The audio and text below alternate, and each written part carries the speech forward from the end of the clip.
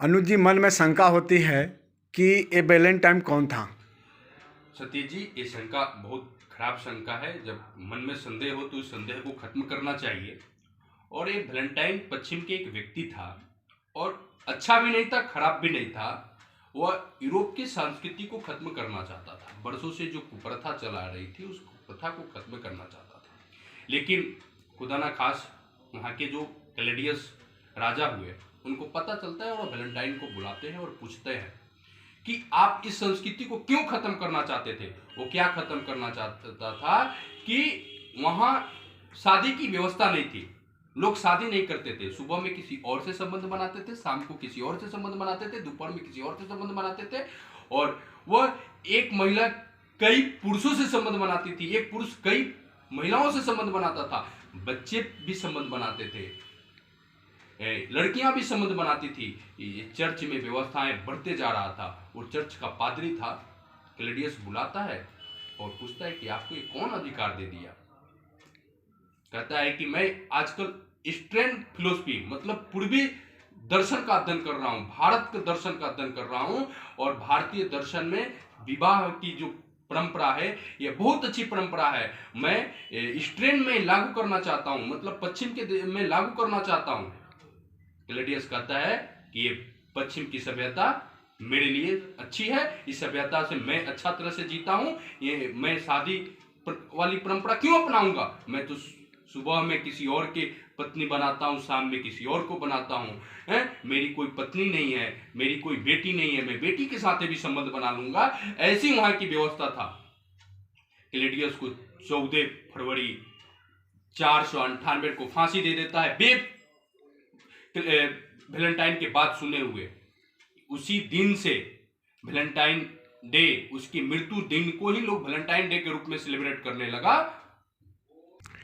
अनुज जी, मन में एक शंका और होती है कि जो ये वैलेंटाइन है वो तो यूरोपीय संस्कृति है, वहाँ की सभ्यता है, लेकिन ये यूरोपीय संस्कृति भारत पर कैसे हावी हो रहा है। देखिए सतीश जी, ये भी प्रश्न बहुत मूल्यवान है। किस प्रकार से भारत में पश्चिमी संस्कृति हावी हो रही है, इसका चिंतन मंथन करना भारत के लोगों के लिए बहुत आवश्यक है।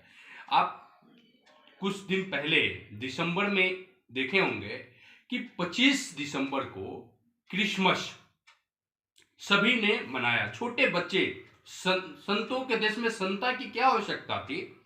जो बच्चा कृष्ण के रूप में, राम के रूप में खेलने वाला था, जो सीता और के रूप में खेलने वाली बच्ची थी, उसको लोगों ने संता बनाकर रख दिया। ये सांस्कृतिक अटैक है। उसी तरह आप जब आएंगे जनवरी माह में, जब हम फूलों से खेलते हुए प्रकृति हंस रहा है, उस समय हम भारतीय नववर्ष मनाते हैं।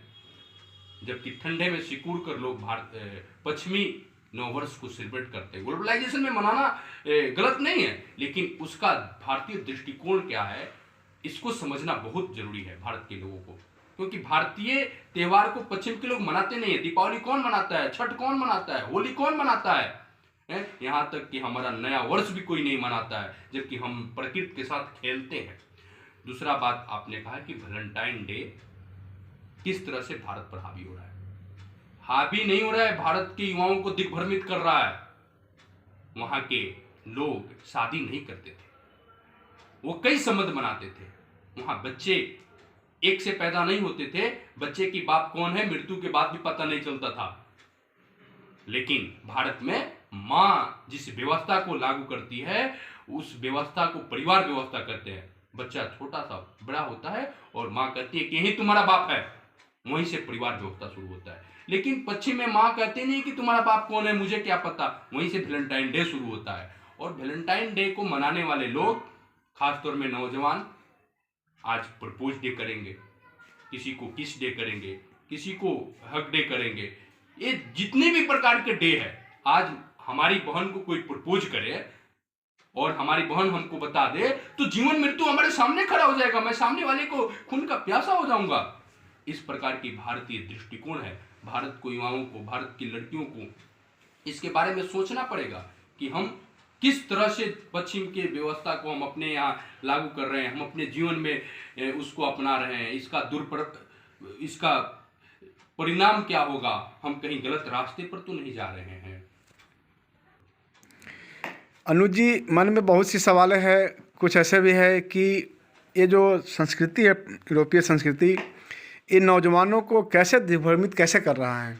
देखिए सत्य जी, नौजवान आज दिग्भ्रमित हो रहा है। यह भारत के ही नहीं, पूरा दुनिया के नौजवान दिग्भ्रमित है। पश्चिम के लोग तो पहले ही से दिग्भ्रमित हैं। वो तो कहते हैं कि मैं दिग्भ्रमित नहीं हूं, लेकिन हम उनको दिग्भ्रमित के रूप में देखते हैं। और भारत के नौजवान दिग्भ्रमित हो रहा है क्योंकि वह यहाँ जो इंग्लिश बोलता है उसको लोग अच्छा कहता है। खुद की माँ हमारी 1 जनवरी के दिन हैप्पी न्यू ईयर बोल रही है, जबकि वो एक अक्षर इंग्लिश नहीं जानती है, हिंदी नहीं जानती है, उसके बावजूद भी वो हैप्पी न्यू ईयर बोलती है। मतलब ये दिग्भ्रमित, ये टीवी के माध्यम से, ये बॉलीवुड वाले के माध्यम से, जो टीवी सिनेमा एक समाज का जो आईना है, वो युवाओं को दिग्भ्रमित कर रहा है। ये दिग्भ्रमित आज देखे होंगे, आज प्रपोज डे के आप जब रोड पर निकलेंगे तो छोटे छोटे दुकानदार, छोटे छोटे गिफ्ट बेचने वाले दुकानदार, होटल, रेस्टोरेंट सजे होंगे, क्योंकि आज प्रपोज डे है।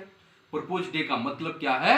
आपकी बहन को कोई प्रपोज करेगा, आपकी पत्नी अगर रोड पे निकलेगी उसको कोई प्रपोज कर सकता है। अब प्रपोज कर सकता है तो ये दिग्भ्रमित है।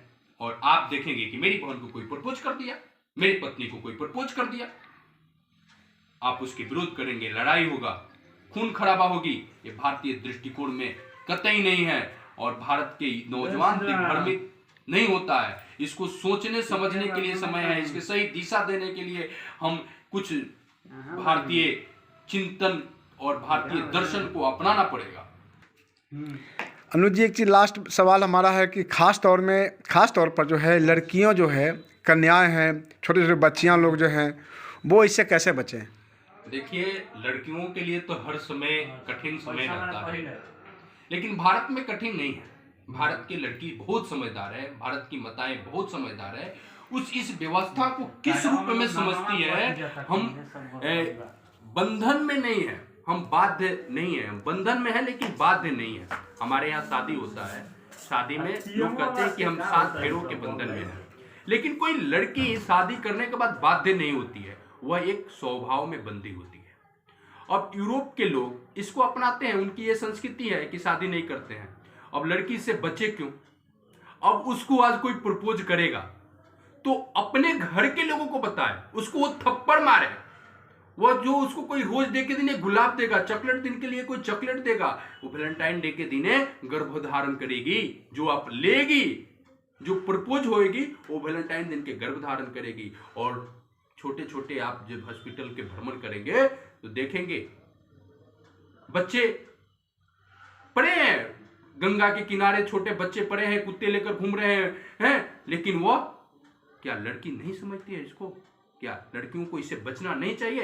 ये लड़की अगर नहीं बचेगी तो खुद के शिकार होगी, और शिकार से बचने के लिए कोई दूसरा नहीं आएगा बचाने, आपको खुद बचना पड़ेगा। आपको खुद इस रूप में तैयार करना पड़ेगा कि वैलेंटाइन डे हमको कुछ नहीं बिगाड़ सके। वैलेंटाइन डे हमको एक स्वरूप, बंद करिए बोला, लड़की वाला बहुत फॉल्स हो गया क्योंकि उसके बारे में कुछ जानकारी नहीं था, देखा बोलेंगे।